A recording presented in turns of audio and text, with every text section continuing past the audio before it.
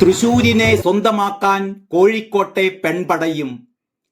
ചരിത്രപരമായ വനിതാ ബിൽ പാർലമെന്റിൽ പാസാക്കിയതിനു ശേഷം ആദ്യമായി സംസ്ഥാനത്തെത്തുന്ന പ്രധാനമന്ത്രി നരേന്ദ്രമോദി അഭിസംബോധന ചെയ്യുന്ന തൃശൂരിലെ മഹിളാ സമ്മേളനത്തിന് മുന്നോടിയായി കോഴിക്കോട് നഗരത്തിൽ നടന്ന വിളംബര ജാഥ ആവേശക്കടലായി.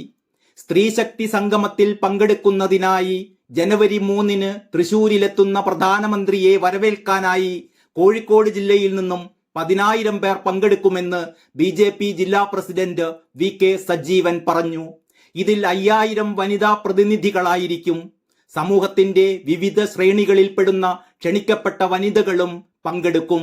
സ്ത്രീശക്തി മോദിക്കൊപ്പം എന്ന മുദ്രാവാക്യമുയർത്തി തൃശൂരിൽ 6 ജില്ലകളിൽ നിന്നായി 2 ലക്ഷം വനിതകൾ പങ്കെടുക്കുന്ന മഹിളാ സമ്മേളനത്തിന്റെ ഭാഗമായി മഹിളാ മോർച്ച കോഴിക്കോട്ട് സംഘടിപ്പിച്ച വിളംബര ജാഥ ഉദ്ഘാടനം ചെയ്ത് സംസാരിക്കുകയായിരുന്നു VK സജീവൻ. അരയിടത്ത പാലത്ത് നിന്നും ആരംഭിച്ച വിളംബര ജാഥ കിഡ്സൺ കോർണറിൽ സമാപിച്ചു. മഹിളാ മോർച്ച ജില്ലാ പ്രസിഡന്റ് അഡ്വക്കേറ്റ് രമ്യ മുരളി അധ്യക്ഷത വഹിച്ചു.